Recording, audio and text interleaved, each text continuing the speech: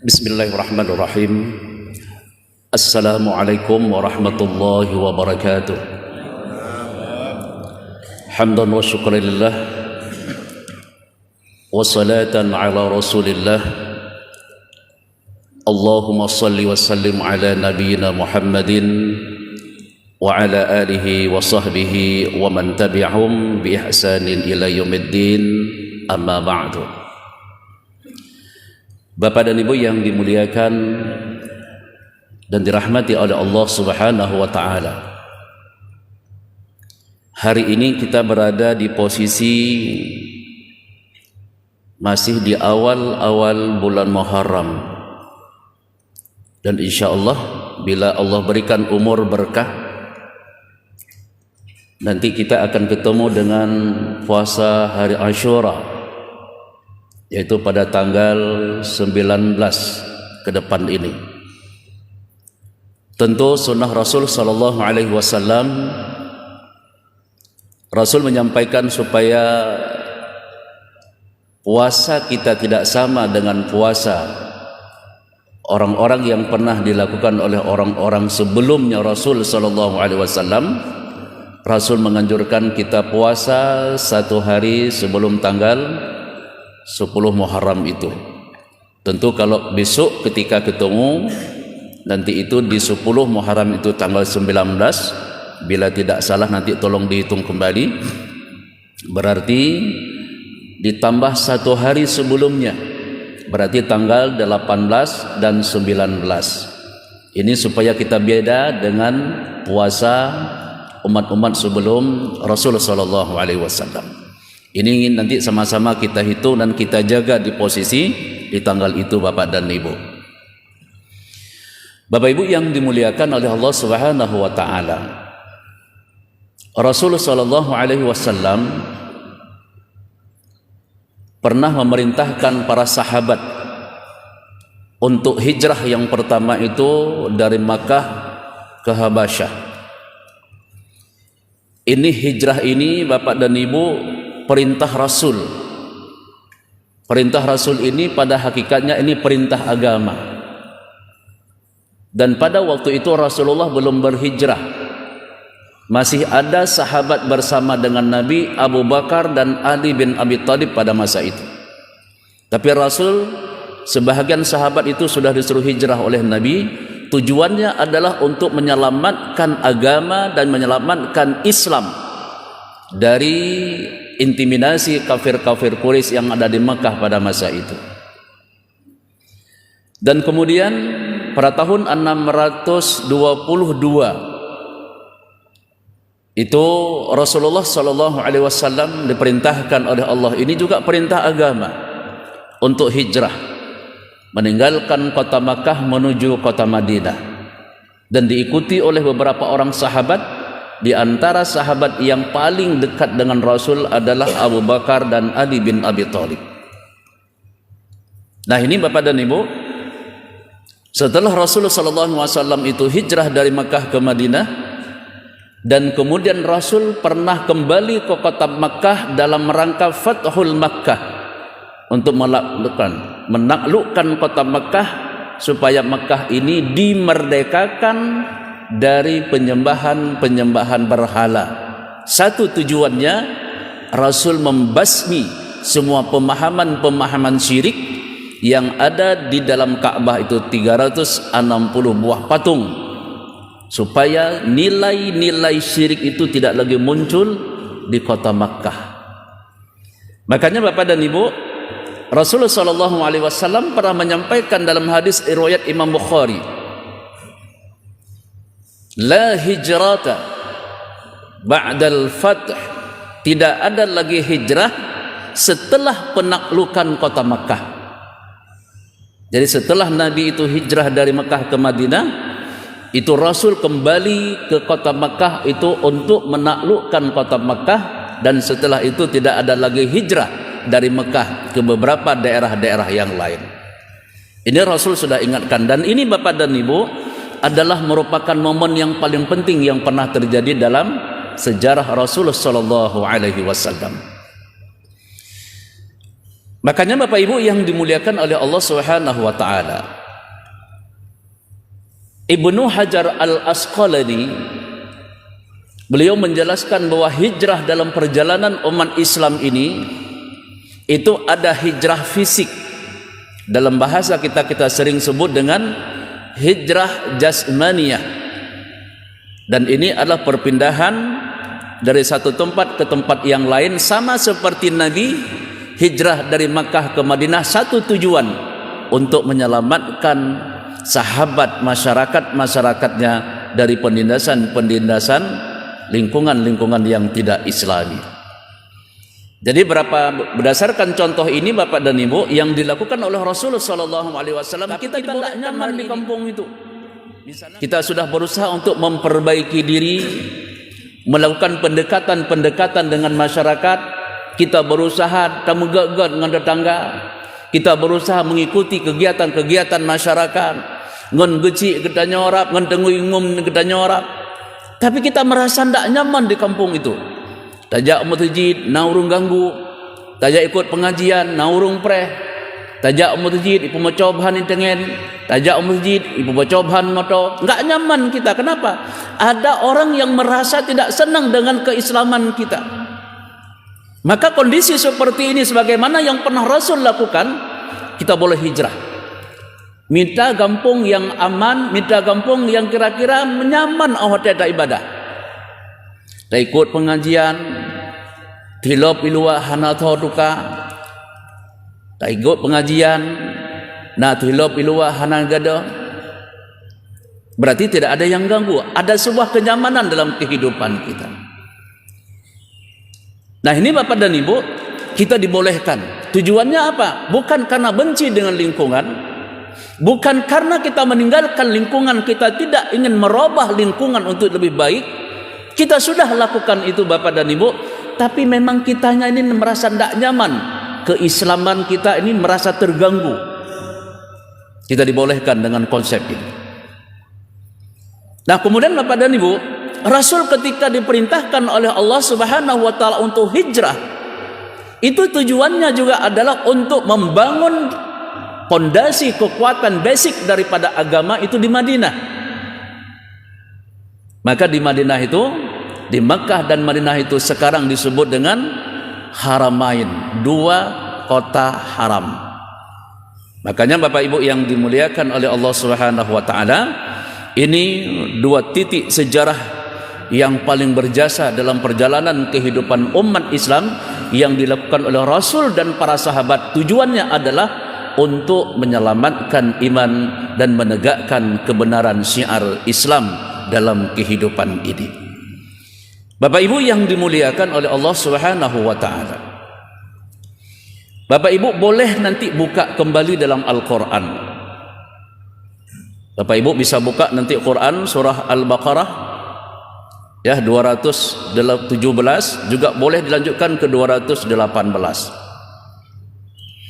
Bapak Ibu, di 218 ada kalimat yang Allah sampaikan, innal ladzina amanu wal ladzina hajaru wajahadu fi sabilillah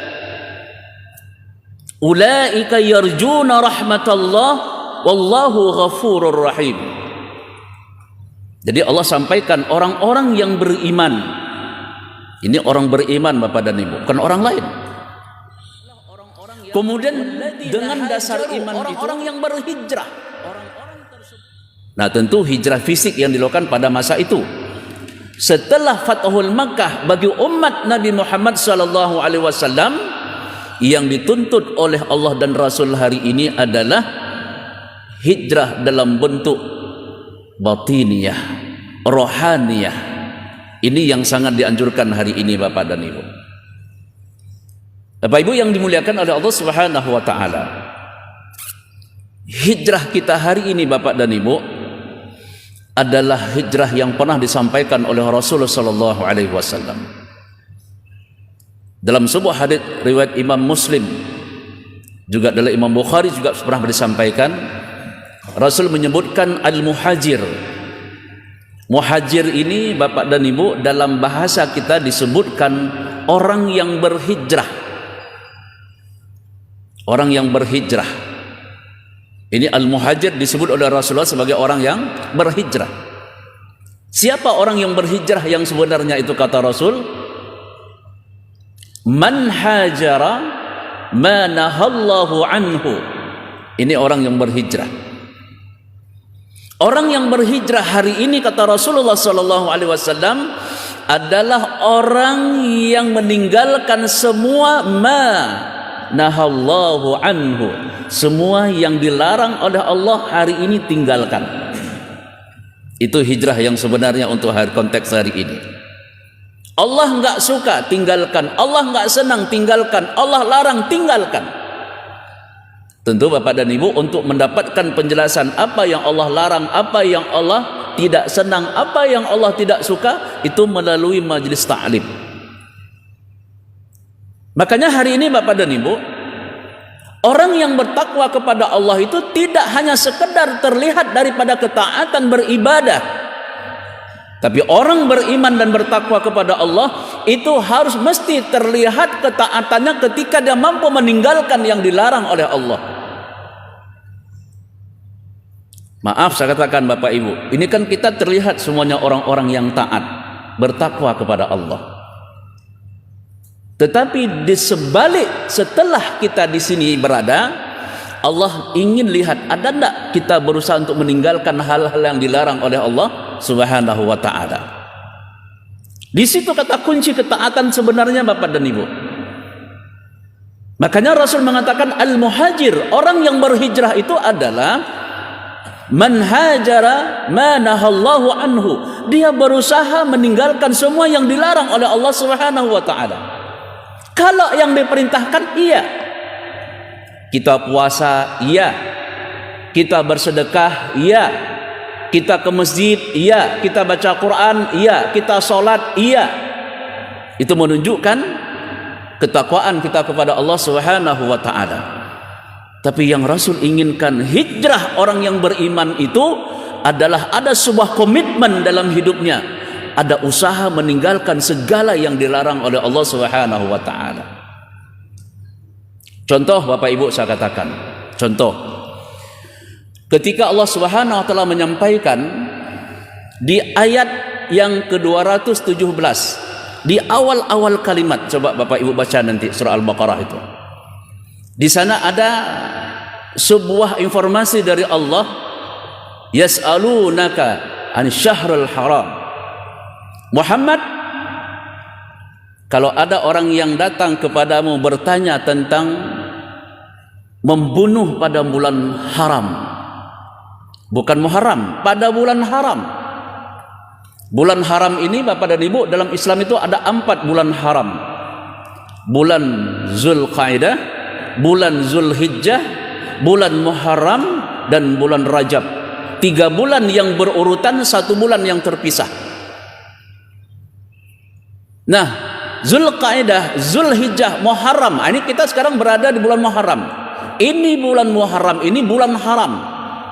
Artinya tidak boleh ada qital, tidak boleh ada pembunuhan, tidak boleh ada peperangan. Maka para ulama memberikan sebuah kesimpulan, setiap ada bulan yang Allah haramkan berbuat dosa, maka bulan itu bulan disucikan oleh Allah Subhanahu wa taala. Jadi Bapak dan Ibu, Rasul sallallahu alaihi wasallam ketika disampaikan informasi ini oleh Allah Subhanahu wa taala, qul, katakan Muhammad. Jadi kalau ada orang yang bertanya bagaimana peperangan dalam bulan-bulan haram itu, di 4 bulan itu, kalau ada orang yang berperang, apa ganjarannya? Qul, katakan kepada mereka, wahai Muhammad. Apa dikatakan? Qitalun fihi kabiran. Bahwa berperang pada bulan-bulan haram itu dosa yang paling besar. Dosa yang paling besar. Jadi Bapak Ibu, di bulan-bulan haram ini tidak boleh ada pembunuhan, tidak boleh ada pertengkaran, tidak ada boleh berbuat maksiat. Itulah maka saya katakan tadi Bapak dan Ibu, kalau ingin melahirkan, memunculkan ketaatan kita, alhamdulillah hari ini orang sudah lihat kita taat, Pak. Tapi di sebalik ketaatan ada ndak usaha-usaha orang-orang hari ini, orang-orang yang beriman, orang-orang yang ke masjid berusaha meninggalkan hal-hal yang terlarang oleh Allah Subhanahu wa taala. Contoh saya katakan Bapak Ibu, hari ini Bapak Ibu, orang-orang yang beriman kepada Allah jangan ada sedikit pun masih ada kaitan-kaitan dengan rentenir-rentenir, masih ada kaitan-kaitan dengan riba-ribawi. Jadi kalau masih ada orang yang ke masjid tapi masih ada riba, ini berarti belum taat kepada Allah. Dia ke masjid, azan belum dia sudah ke masjid. Sampai ke masjid dia duduk itikaf baca Quran, tapi rekeningnya masih berada di bank-bank yang terkait dengan ribawi. Ekonominya masih berputar dengan ribawi. Hutang-hutangnya masih berputar dengan rantai-rantai ribawi. Ini belum hijrah. Maka di bulan haram ini Bapak dan Ibu, bulan Muharram ini yang merupakan bulan haram, ini merupakan kita tanamkan tonggak sejarah dalam hidup kita untuk melakukan sebuah perubahan secara totalitas. Segala yang menyangkut mata rantai kehidupan kita yang di sana melahirkan benci Allah Subhanahu wa taala, tinggalkan semuanya. Tinggalkan. Karena hari ini Bapak dan Ibu, kita cobalah lihat masing-masing diri kita. Umur kita, sudah berapa umur kita? Mata kita, lihatlah berapa banyak apa yang sudah bisa kita lihat dengan mata sekarang. Telinga kita, berapa banyak dan apa yang bisa sudah kita dengar dengan telinga kita. Kemudian kaki kita, apa yang bisa kita langkah dengan kaki kita. Sudah semakin terlambat dan semakin terhambat langkah kita untuk bergerak. Beda dengan kita anak-anak muda dulu. Makanya dalam Islam ini Bapak dan Ibu, Allah dan Rasul mengingatkan kepada kita, hati-hatilah dalam hidup ini. Semakin hari bertambah, semakin minggu bertambah, semakin bulan bertambah, semakin tahun bertambah, ingat, semakin dekat langkahmu ke alam kubur. Umur bertambah, kesempatan hidup itu berkurang. Makanya Bapak Ibu, di ujung-ujung akhir hayat kehidupan kita, Allah dan Rasul menganjurkan kita perbanyak untuk evaluasi diri, perbanyak muhasabah diri. Dengan lisan, berapa sering sudah kita berzikir? Dengan telinga, berapa sering kita mendengarkan kebenaran? Dengan lisan, berapa sering kita membaca Al-Quran? Dengan tangan kita, berapa sering kita ambil dengan uang kita untuk kita sedekahkan? Beda waktu kita waktu muda dulu Bapak dan Ibu. Waktu kita muda dulu, banyak orang tak terpikir dengan sedekah. Kenapa? Karena kebutuhan banyak, keinginan juga yang tak terbatas.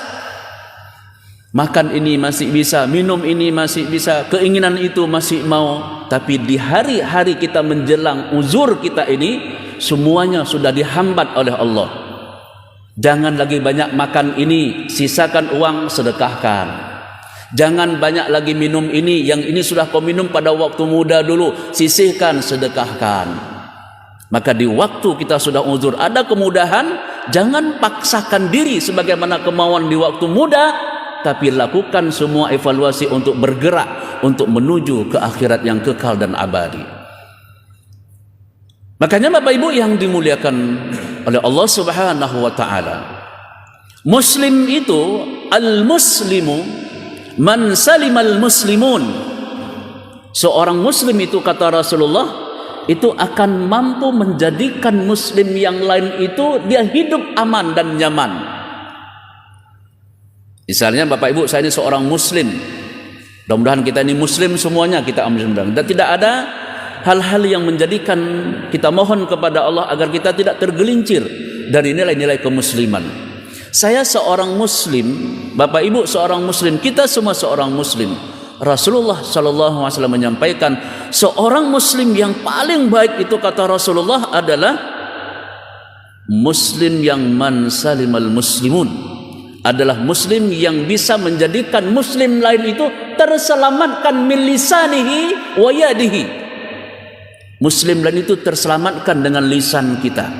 Muslim itu terselamatkan dengan tangan kita. Apa yang bisa kita lihat Bapak Ibu dari kalimat ini? Lisan kita ini Bapak Ibu terkadang tidak bisa nyaman orang lain dengan tutur kata kita. Setiap lisan yang kita keluarkan, setiap kata yang kita keluarkan, setiap bahasa yang kita lontarkan, itu banyak yang menyakitkan hati saudara kita, yang menyinggung perasaan saudara kita. Sakit hati genanya. Itu menjadikan bahwa kita sebagai muslim tidak bisa menjadikan selamat jiwa dan perasaan orang lain dalam kehidupan kita. Ini kan sering kadang-kadang terjadi dalam kehidupan kita ini Bapak dan Ibu. Ada bicara kita, ada statement kita, ada kebijakan kita, ada keputusan kita.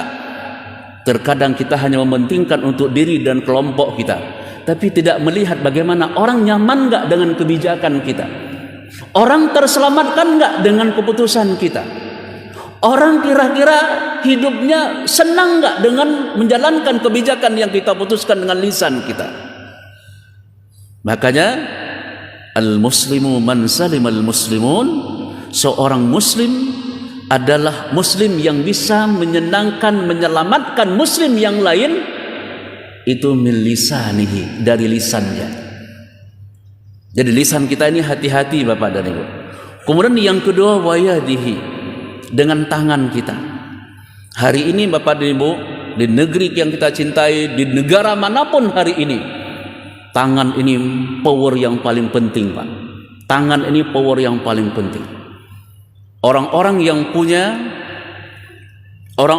punya dan bisa mengambil kebijakan dengan tangan, itu hati-hati sekali.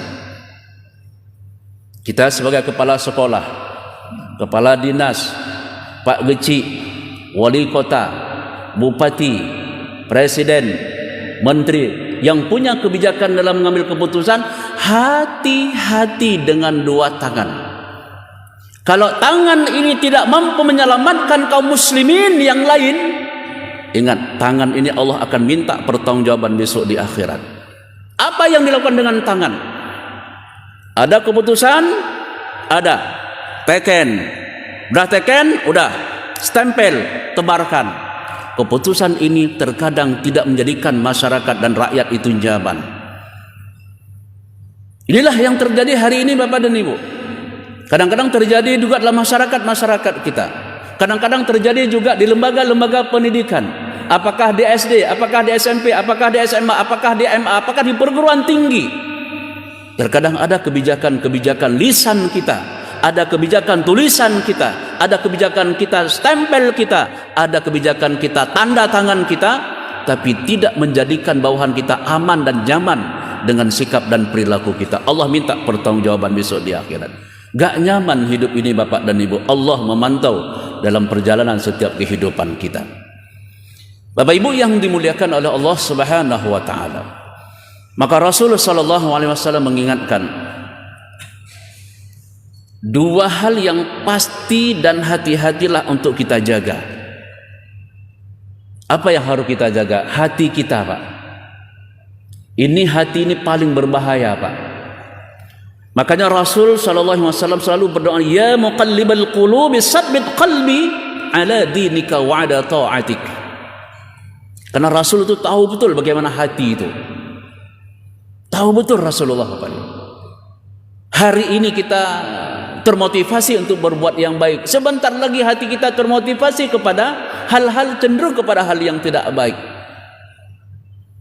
Makanya berapa banyak hari ini Bapak dan Ibu, ketika di awal-awal dia soleh, di awal-awal dia taat, di awal-awal jadi orang yang baik, tapi di ujung akhir hayat, ending akhir hidupnya, dia menjadi orang yang tidak baik, menjadi orang yang tidak soleh, menjadi orang yang tidak taat kepada Allah Subhanahu wa taala. Berapa banyak orang-orang yang awalnya dia hidup dengan husnul khatimah, kalau matinya mati baik, tapi di penghujung ending akhir ketika hayatnya, berapa banyak orang-orang yang mati dalam keadaan su'ul khatimah, mati dalam keadaan tidak baik, padahal amal soleh itu banyak ketika kita lihat dalam kehidupan keseharian kita.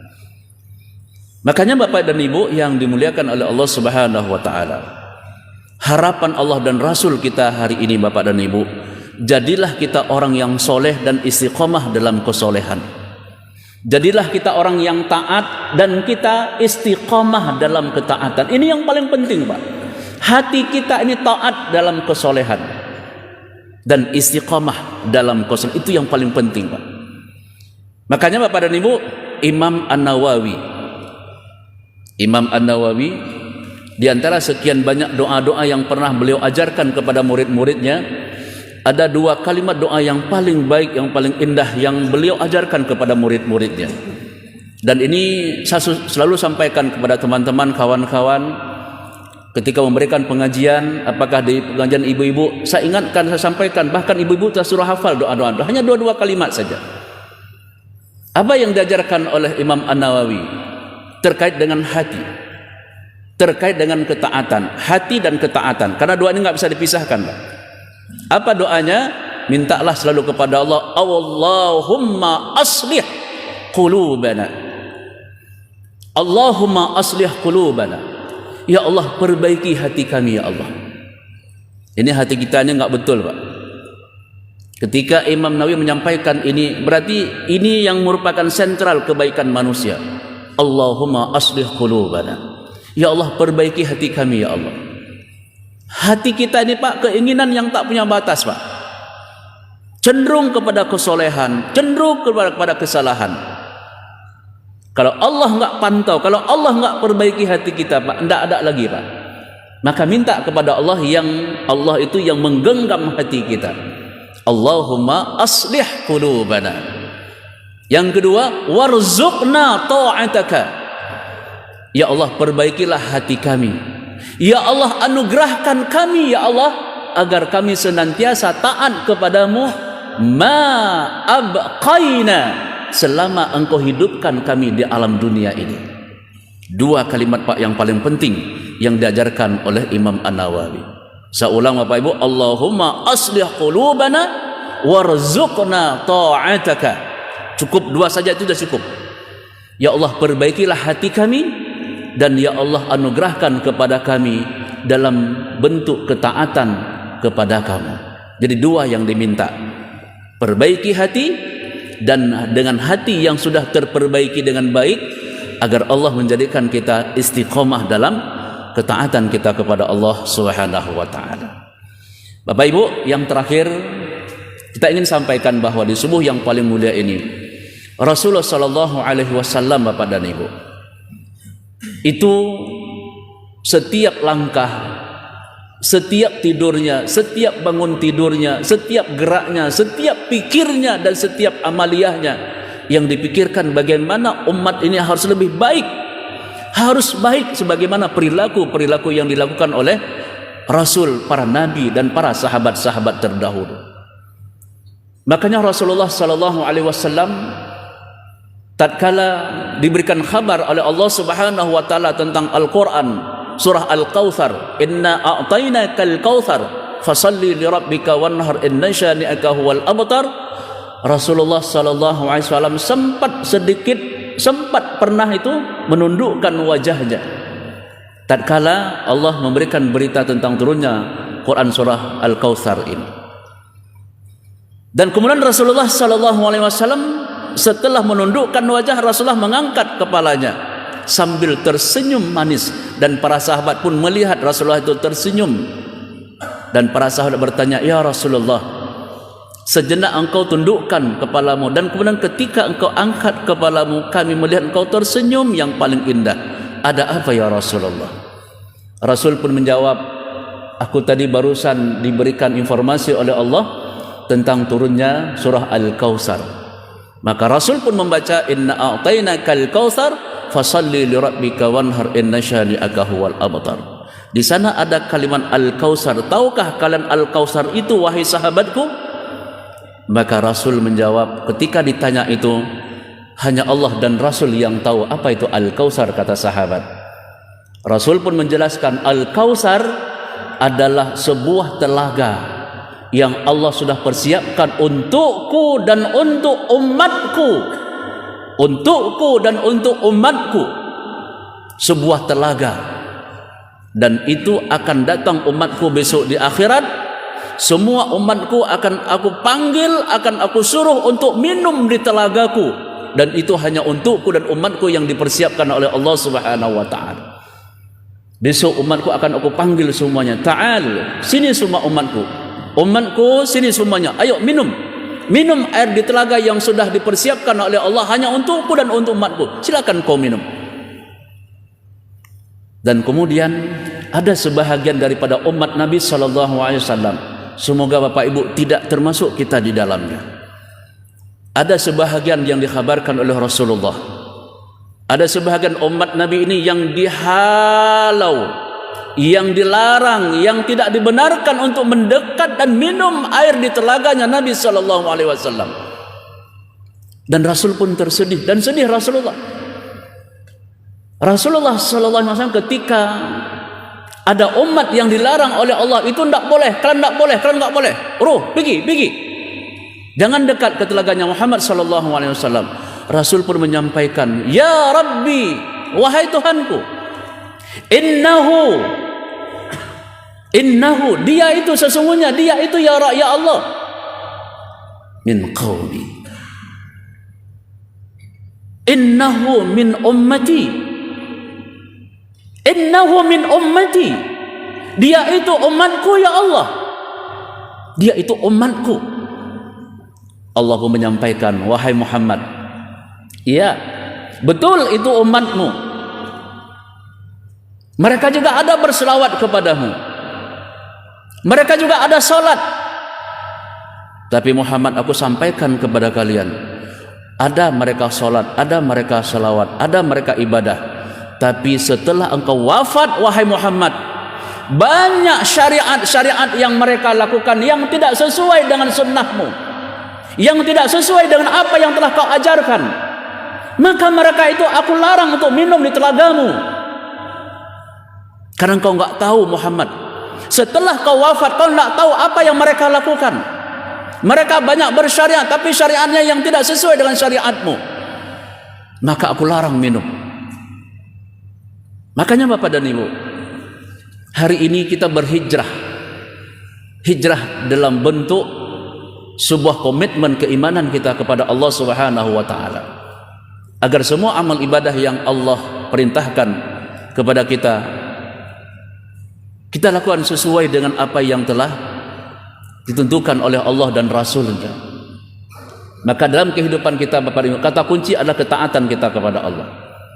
Dan dalam ketaatan kita kepada Allah Bapak dan Ibu, jaga ukhuwah. Jaga ukhuwah. Kita boleh mungkin berbeda, tapi ukhuwah harus tetap terjaga. Ini Bapak Ibu yang dikhawatirkan dengan orang-orang yang di luar Islam. Makanya Bapak Ibu, kita di SMS ini luar biasa. Luar biasa luasnya pemahaman agama kita. Ketika kita datang ke Masjid Istiqamah, ada imam yang tidak memimpin kunut, kita pun nyaman, enggak ada masalah. Tidak mempersoalkan persoalan angkat kunut atau denggak kunut.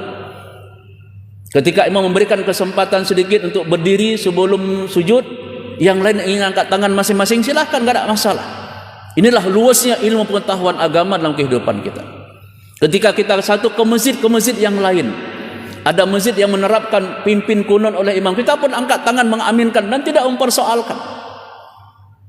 Ini Bapak dan Ibu indahnya kita beragama. Makanya agama mesti ada sebuah komitmen dan istiqamah dalam mengamalkannya. Dan ketika pun ada yang berbeda pemahaman, itu para ulama-ulama terdahulu pun sudah ada perbedaan-perbedaan. Selama perbedaan itu masih berada di atas basic ketentuan dalil-dalil yang ada, tidak ada persoalan dalam kehidupan kita. Inilah Bapak Ibu yang ditakutkan oleh orang-orang yang di luar Islam. Kesatuan umat Islam, walaupun umat Islam itu ada yang berbeda-berbeda dalam bentuk pemahaman-pemahaman fikih. Ini Bapak Ibu yang terakhir yang ingin kita sampaikan ini. Semoga Bapak dan Ibu kita tetap komitmen, tetap istiqamah. Yuk kita berhijrah di awal-awal daripada bulan Muharram ini. Kita berhijrah untuk melahirkan sebuah komitmen ketaatan kita kepada Allah, ya, minal ma'siyati ila ta'ati. Dari perbuatan-perbuatan maksiat mungkin, ada dosa-dosa mungkin, ada kesalahan-kesalahan mungkin, tinggalkan itu semuanya. Yuk ila ta'ah, kita menuju kepada ketaatan kita kepada Allah dan ketaatan kita kepada Rasul sallallahu alaihi wasallam. Semoga bermanfaat. Subhanakallahumma bihamdika asyhadu an la ilaha illa anta astaghfiruka wa atubu ilaik. Walhamdulillahirabbil alamin. Assalamualaikum warahmatullahi wabarakatuh.